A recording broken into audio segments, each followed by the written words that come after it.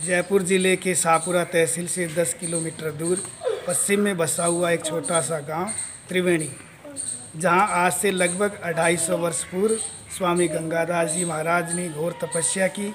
एक छोटा सा मंदिर और एक धूना भी है और चारों तरफ घोर जंगल था। तपस्या करते हुए सैकड़ों किसानों एवं नागरिकों की समस्याओं का समाधान किया करते थे। स्वामी गंगादास जी की जाति ठाकुर थी और उनका जन्म सन 1717 में हथौरा ग्राम में हुआ।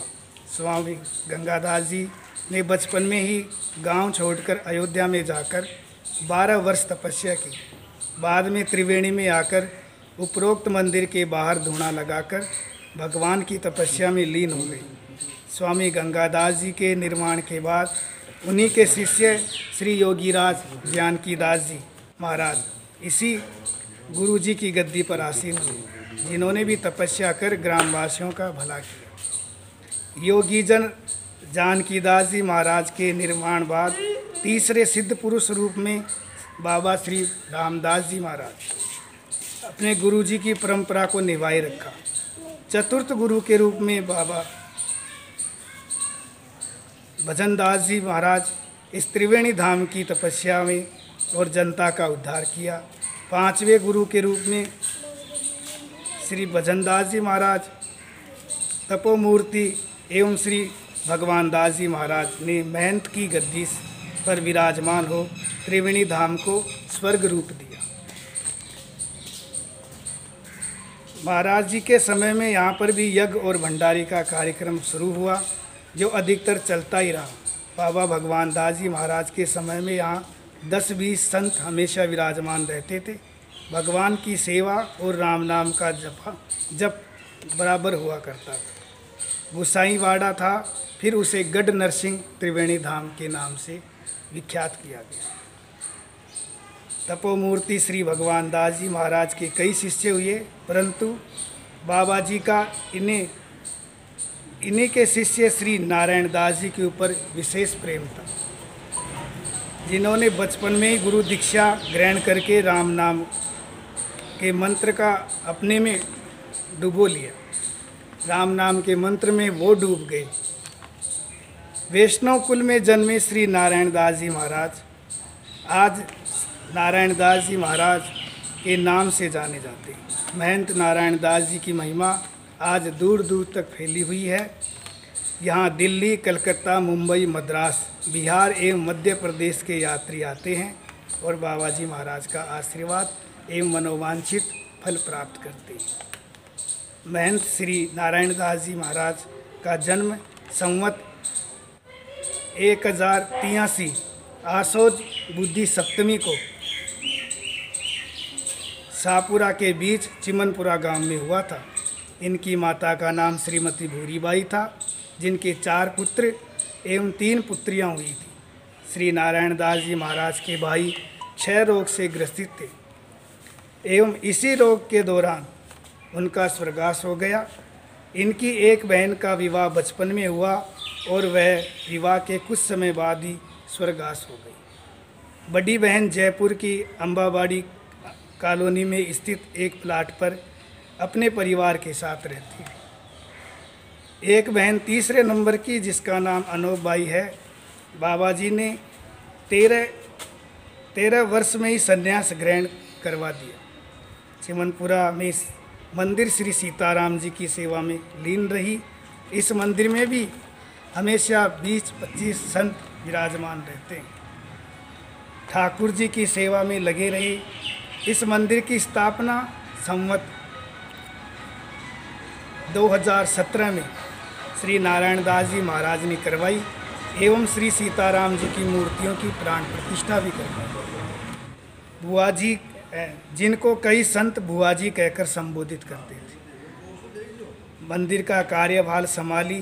वृद्धावस्था के कारण अब बाई जी के अधीन बाबा जी के शिष्य श्री सीताराम जी महाराज जी के बड़े शिष्य थे। हमारे गुरु भाई श्री सीताराम दास जी थे। फिर उन्होंने पूजा का कार्य संभाला।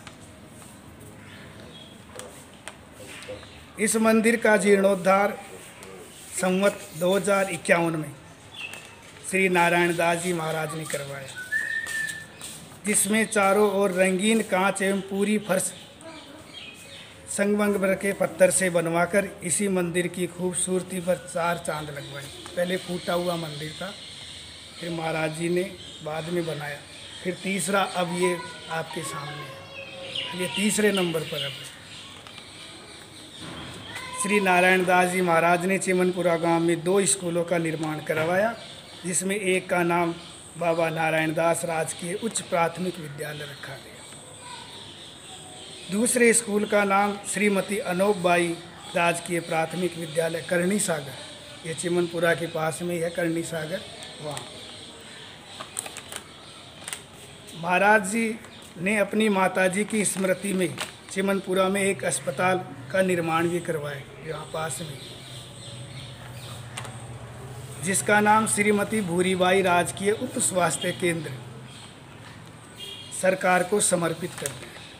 इतना ही नहीं, महंत श्री नारायण दास जी महाराज ने अपने गुरु बाबा भगवान दास जी की स्मृति में एक बहुत बड़े कॉलेज की स्थापना की, जिस कॉलेज का नाम गुरु महाराज के नाम पर रखा, बाबा भगवान दास के नाम से स्नातकोत्तर महाविद्यालय।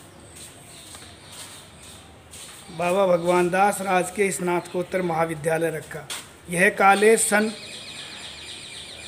1977 में बनवाकर सरकार को समर्पित किया।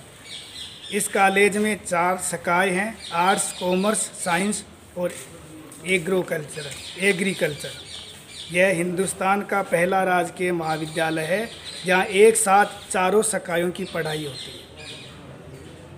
इस कॉलेज में MA हिंदी व संस्कृत की भी कक्षाएं चल रही है। इस कॉलेज में 1500 छात्र छात्राएं शिक्षा ग्रहण करते हैं। उस समय 1500 थे, लेकिन आज 6000 की समथिंग है, 6000 से ऊपर ही होंगे। श्री नारायण दास जी महाराज को लड़के लड़कियों का एक साथ पढ़ाई करना अच्छा नहीं लगा, तो उन्होंने इसी को समस्या मानकर शाहपुरा में भी महिला महाविद्यालय बनवाया, जिसका नाम श्री गंगादास राजकीय महिला महाविद्यालय रखा गया, जिसका उद्घाटन राजस्थान के मुख्यमंत्री श्री भैरू सिंह शेखावत एवं सार्वजनिक निर्माण मंत्री श्री ललित किशोर चतुर्वेदी ने 13 जुलाई 1957 को किया। इसी दिन बाबा जी द्वारा बनवाया गया एक और स्कूल त्रिवेणी धाम के पास साईवाड़ ग्राम में सरकार को समर्पित किया गया। इस स्कूल का नाम बाबा श्री नारायण दास सीनियर विद्यालय रखा गया, जिसका उद्घाटन 13 जुलाई 1957 को मुख्यमंत्री भैरू सिंह शेखावत एवं सार्वजनिक निर्माण मंत्री श्री ललित किशोर चतुर्वेदी ने किया। सन 1992 में महंत श्री नारायण दास जी महाराज ने त्रिवेणी के आगे अजीतगढ़ में एक 50 पलंगों का अस्पताल निर्माण करवाया, जिसमें सभी प्रकार की बीमारियों का मुफ्त इलाज होता है। इस अस्पताल का नाम बाबा श्री नारायण दास राजकीय सामुदायिक स्वास्थ्य केंद्र है। इस अस्पताल में रोगियों को लाने एवं ले जाने के लिए एक एम्बुलेंस भी महाराज जी ने उपलब्ध करवाई। आज त्रिवेणी धाम में स्कूल, कॉलेज, चिकित्सालय, धर्मशाला एवं मंदिर चल रहे हैं। त्रिवेणी में एक चिकित्सालय भी चल रहा है। बाबा नारायण दास जी द्वारा बनवाई गई धर्मशाला हरिद्वार में चल रही है। इसमें यात्रियों के ठहरने की सभी सुविधाएं उपलब्ध हैं। त्रिवेणी धाम में इस समय 300 साधु रह रहे हैं। इन साधुओं को दोनों समय भोजन, चाय आदि का प्रबंध आश्रम की ओर से किया जाता है।